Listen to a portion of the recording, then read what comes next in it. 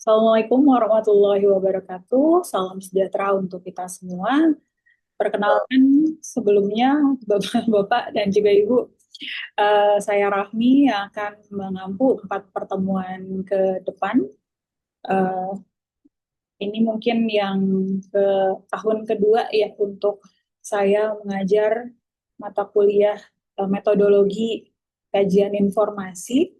Jadi kan sebelumnya Bapak dan juga Ibu sudah mendengarkan pemaparan berkaitan dengan penelitian kualitatif dan juga penelitian kuantitatif gitu dari Prof. Laksmi dan juga Prof. Paulina. Jadi untuk bagian saya di sini saya seperti yang sudah dijelaskan sebelumnya dan juga tertulis di dalam SAP ataupun BRP minggu lalu itu saya memberikan tugas yang berkaitan dengan analisis dari tugas mandiri dari Bapak dan Ibu. Nanti kita bahas satu persatu apa saja kelebihan dan juga kekurangan dari tugas mandiri yang Bapak dan Ibu sudah kerjakan. Jadi untuk topik ke-13 di sini sampai jam 6 sore insya Allah.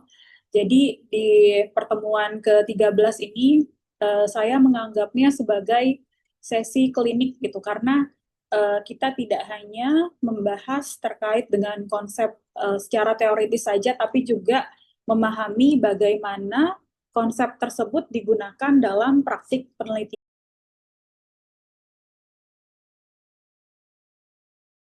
Saya lanjutkan. Jadi untuk topik ke-13 itu kita akan mempelajari yang berkaitan dengan kan Bapak dan Ibu sudah banyak membaca artikel ilmiah ya, tapi ketika membaca artikel kuantitatif itu seringkali kita merasa bahwa ada bagian yang membingungkan, misalnya kenapa kok penulis menggunakan uji-uji tertentu seperti t-test, lalu korelasi, lalu apa itu fungsi dari signifikansi di SPSS, lalu apa juga yang dimaksud dengan p-value dan bagaimana cara menulis interpretasi hasil statistik dalam bahasa akademis. Nah, hari ini kita akan membahas secara bertahap dan kita akan mulai dari pertanyaan penelitian, kemudian masuk ke variabel, jenis data, pilihan uji statistik, sampai bagaimana membaca output SPSS secara sederhana.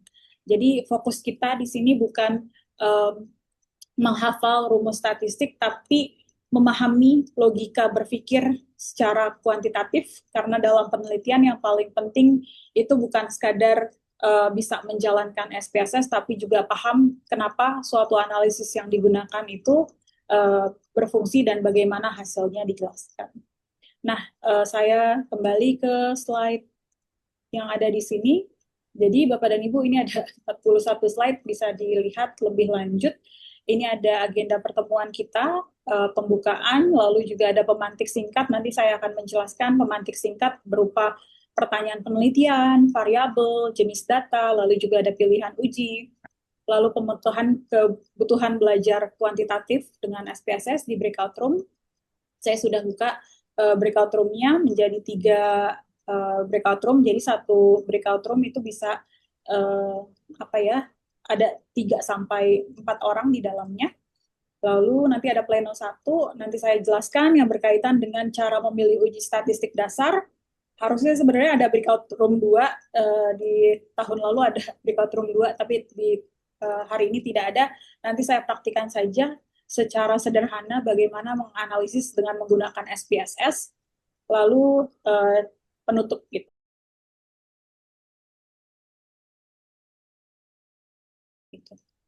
Nah, pada pertemuan kali ini ada 5 tujuannya. Yang pertama itu adalah Bapak dan Ibu bisa mengidentifikasi jenis pertanyaan penelitian kuantitatif itu gimana, dilihat dari sifatnya. Misalkan deskriptif itu bagaimana kita mengidentifikasi jenis pertanyaan yang deskriptif, lalu ada komparatif, asosiatif, dan juga prediktif. Yang kedua, Bapak dan Ibu bisa membedakan antara variabel dependent dan juga variabel independent.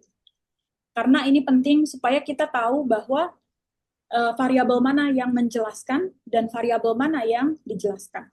Yang ketiga, Bapak dan Ibu juga bisa mengenali data. karena data itu terbagi menjadi 4 bagian atau 4 jenis, data nominal, data ordinal, data interval, dan juga data rasio, seperti itu. Dan yang keempat, itu Bapak dan Ibu bisa memilih uji statistik dasar sesuai dengan pertanyaan penelitian. Dan yang kelima, Bapak dan Ibu bisa membaca output SPSS secara sederhana, karena ini sifatnya masih sangat sederhana. Untuk tahapan advance itu Bapak dan Ibu mungkin bisa menggali sendiri atau mungkin bisa berdiskusi seperti itu. Dengan saya juga nggak masalah, tapi waktunya perlu dicari seperti itu. Lanjut. Nah, ini ada beberapa istilah dan singkatan penting yang saya sering gunakan di pertemuan ini. SPSS itu singkatannya apa? SPSS itu adalah Statistical Package for the Social Sciences. Lalu yang kedua itu H0, hipotesis 0, nanti saya jelaskan. H1 itu adalah hipotesis alternatif.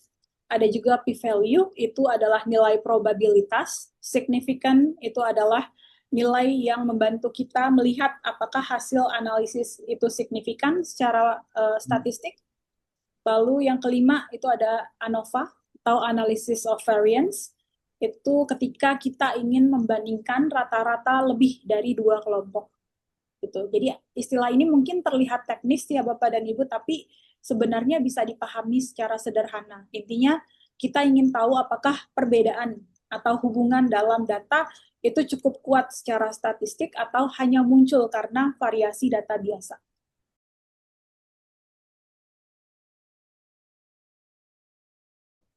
Nah, selanjutnya adalah dari pertanyaan penelitian ke analisis statistik. Ada beberapa jenis penelitian atau pertanyaan penelitian. Jadi pertanyaan penelitian itu kita bisa lihat nih, misalkan bagaimana tingkat kepuasan pengguna repositori. Kan kita di sini hanya ingin tahu ya, gambaran kondisinya seperti apa. Jadi analisis yang paling cocok itu adalah deskriptif, misalkan rata-rata, presentase, atau standar deviasi. Jadi pertanyaan yang deskriptif itu biasanya diukur dengan rata-rata, presentase, atau standar deviasi. Nah, kalau pertanyaannya adalah komparasi atau membandingkan 2 kelompok, misalkan apakah kepuasan layanan daring dan juga luring berbeda? Jadi uji yang cocok di sini adalah uji independent t-test. Nanti kita praktikan untuk uji independent t-test, lalu juga pair t-test, ANOVA, korelasi, dan juga nanti bisa menggunakan regresi. Jadi di sini jenis pertanyaan dari deskriptif sampai prediktif itu berbeda-beda ya Bapak dan Ibu. Jadi di sini kata-kata seperti menggambarkan, membandingkan, berhubung, mempengaruhi, lalu berhubungan, itu menjadi petunjuk penting dalam memilih analisis statistik.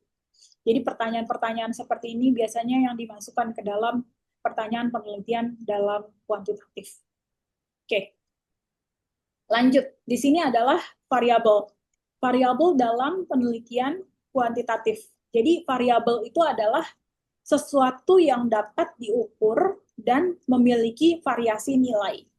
Misalnya, kepuasan pengguna. Jadi nggak semua orang kan memiliki tingkat kepuasan yang sama.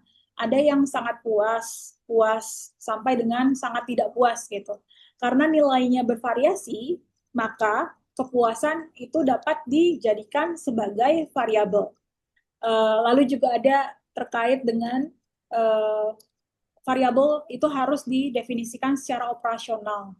Artinya kita harus menjelaskan bagaimana sebenarnya variabel itu bisa diukur.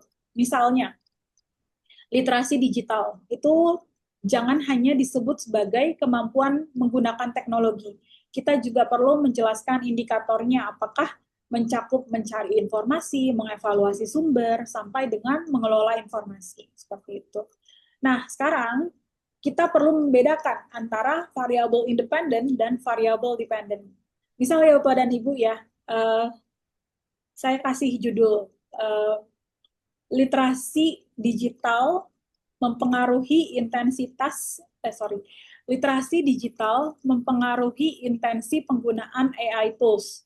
Yang mana yang menjadi faktor yang dijelaskan, yang mana yang menjadi faktor yang dijelaskan. Literasi digital mempengaruhi intensi penggunaan AI. Yang mana yang variabel independen karena menjelaskan, yang mana yang dependent menjadi variabel yang dijelaskan.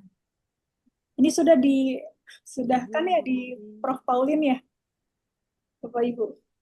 Izin Bu Rami, apakah suara Iya, saya dengar? suaranya kecil Bu Kiki. Kecil ya.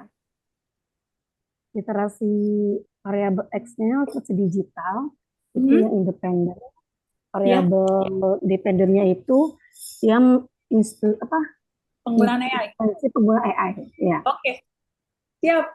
Mantap Bu Kiki.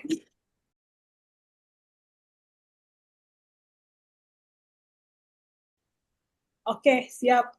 Jadi tugasnya adalah berdiskusi terkait dengan, saya kirim di chat, berdiskusi tentang halaman ini ya Pak, halaman 16 dan juga 16 dan juga 17. Jadi yang diisi itu yang di template breakout 1, yang di halaman 18, bagian yang belum dipahami dari pertemuan pertama sampai pertemuan kemarin, lalu bagian yang sudah cukup dipahami apa saja kebutuhan kuantitatif ataupun SPSS untuk disertasi, dan bagian tersulit saat membaca artikel kuantitatif. Oke, instruksinya ada di halaman 16, 17, 18. Oke ya Bapak Ibu, 15 menit ya. Saya buka breakout room-nya.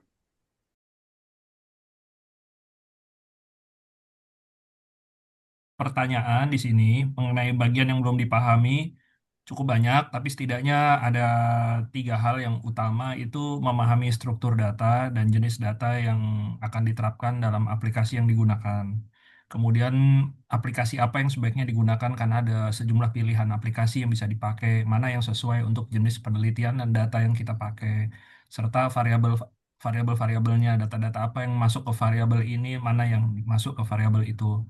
Bagian yang sudah cukup dipahami itu bahwa memang data itu beda, jadi ada beberapa jenis data. Lalu yang kedua adalah setiap jenis kelompok data itu memiliki karakteristik macam-macam, tadi sudah dijelaskan dan sangat baik. Kemudian mengenai variabel-variabel tadi juga ada dijelaskan, variabel yang dependent atau apa namanya interdependent seperti apa. Kemudian mengenai kebutuhan SPSS untuk disertasi itu kami melihatnya mengkaji korelasi antar kelompok data, kemudian pastinya untuk mengolah data secara statistik dan menarik kesimpulan secara kuantitatif. Sementara bagian tersulit saat membaca artikel kuantitatif, kami masukkan mengenai bagaimana memahami keterkaitan antar data atau kelompok data. Kemudian waktu baca artikel itu ada pengolahan data, kita mempertanyakan nih gimana dia dulu masukkan data yang menggunakan aplikasinya seperti apa. Kan nggak semuanya dimunculkan ya, nggak semua dijelaskan secara terbuka. Dan tentu membaca hasil olahan data, karena seringkali penyajian hasil olahan data itu seringkali sedemikian apa ya, kompleks, atau bagi sebagian dari kami tidak mudah untuk dibaca. Mungkin itu. Baik. Terima kasih kelompok 3, Pak Teguh, dan juga rekan-rekan Pak Dede, Pak Irzam, dan juga Bu Juni. Silakan. Ya, kami dari kelompok 1 ada Pak Agus Yasif, Pak Bekti, dan Pak Ulil. Kami telah menyusun kelompok terkait 4 pertanyaan ini. Bagian yang belum dipahami dari kelompok 1 yaitu yang pertama teknikal SPSS Bu Rami. Jadi bagaimana nanti penginputan data yang kami dapat dari lapangan, kemudian kami input ke dalam SPSS, kemudian juga analisis statistiknya. Jadi bagaimana ketika ada data angka hasil muncul, bagaimana kita menginterpretasi makna dari angka tersebut. Kemudian juga jumlah sampel penelitian. Ini kebetulan kalau tidak salah banyak ya Bu Rami teori-teori tentang minimal sampel dan batasan sampel. Nah, ini kita perlu lebih lanjut. Kemudian teknik validasi data. Kemudian juga terkait penentuan CFA dan EVA. Ini juga kami masih perlu mendalami terkait hal ini. Kemudian bagian yang cukup dipahami yaitu kami sudah cukup paham terkait variabel determinan independen, jenis data yang terkait nominal, ordinal, interval, kemudian juga metode perencanaan kuantitatif yang akan digunakan, tepatnya menggunakan metode apa, seperti regresi ataukah deskriptif, asosiatif, dan sebagainya. Kemudian untuk kebutuhan kuantitatif untuk instruksi kami, yaitu kami membutuhkan pengetahuan tentang teknik gabungan SPSS, kemudian terkait data hasil SPSS tersebut, dan juga ini dibutuhkan adanya ini Pak Abu Rami, mungkinkah mahasiswa S3 ini mendapatkan aplikasi PDUI? Ini pertanyaan Pak Bekti ya, Pak Bekti ya. Saya mengusahakan UI belakang SPSS ya Bu Rami ya. Seperti itu. Kemudian bagian tersulit dalam membaca kuantitatif yaitu yang pertama menginterpretasikan hasil angka dari SPSS, kemudian kualitas konstruk dan realitas data, kemudian analisis data kuantitatif, kemudian menyimpulkan hasil data kuantitatif dan juga menentukan p-value. Jadi mungkin berikut pemaparan dari kelompok 1, Ibu Rami, terima kasih. Baik, terima kasih Bu Kiki dan juga rekan-rekan dari kelompok 1, Pak Agus, Pak Bekti, dan juga Bu Kiki serta Pak Ulil. Sekarang kita ke selanjutnya ada, bentar deh, sebelum ke selanjutnya kita berikan aplaus dulu untuk semuanya yang sudah presentasi. Jadi kita tahu satu sama lain yang berkaitan dengan apa sih yang menjadi kendala kita dalam mengolah data, terutama di SPSS ya. Jadi Pleno 1 sudah, sekarang saya praktikan saja semuanya.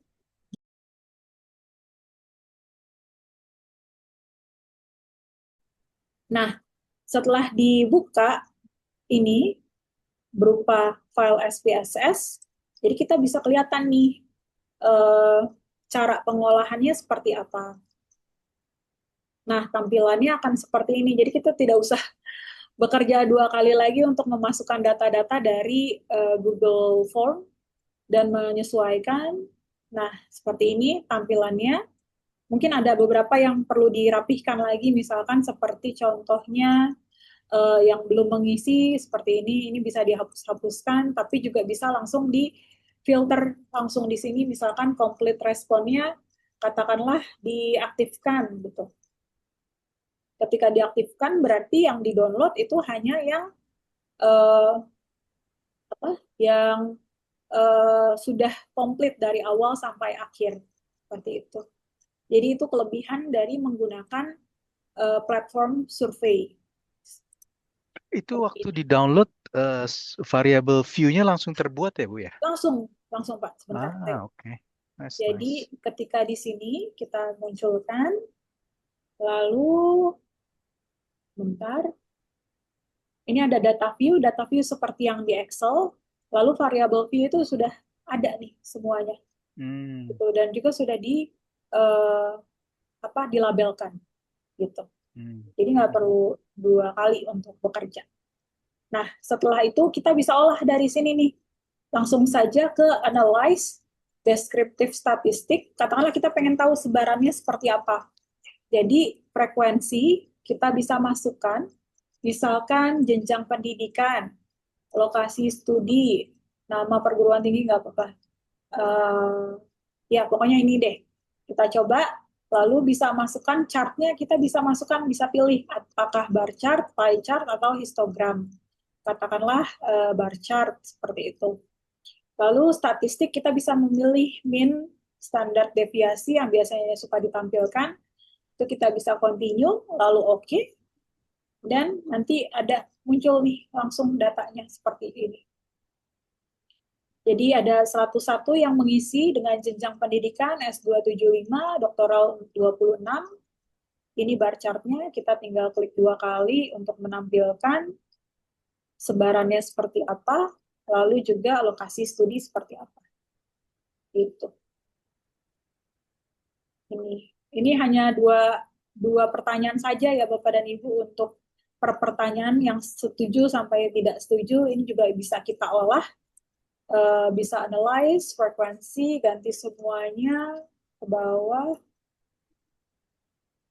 Chartnya juga kita bisa sesuaikan, lalu juga statistik kita bisa sesuaikan juga, lalu oke. Nanti tampilannya semuanya ada di sini. Ini SPSS saya masih lama ya Bapak dan Ibu. Jadi kelihatan di sini min-nya dari setiap pertanyaan itu apa saja, berapa saja. Jadi kita bisa identifikasi mana saja yang min-nya ataupun ratanya itu tidak tidak terlalu bagus dan juga mendekati sempurna. Katakanlah di sini yang ratanya 4 ataupun baik gitu, sistem pembelajaran yang saya gunakan menyesuaikan materi agar sesuai dengan kebutuhan dan perkembangan pelajaran saya seperti itu. Jadi ini ada pembagiannya juga dan visualisasi di bawahnya. Gitu. Nah, data-data ini kemudian kita bisa masukkan ke paper yang kita buat, Bapak Ibu. Jadi udah kita buat.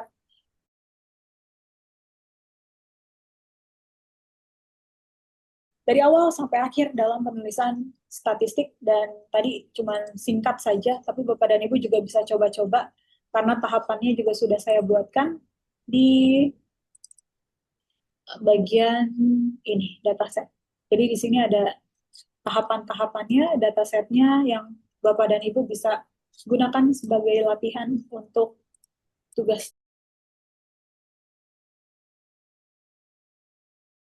Oke deh, kalau begitu terima kasih. Saya tutup perkuliahan hari ini. Assalamualaikum warahmatullahi wabarakatuh. Terima kasih. Waalaikumsalam Terima kasih Bu Rami. warahmatullahi Terima kasih, Bu. wabarakatuh. Terima kasih, Bu Bu Rani. Rani.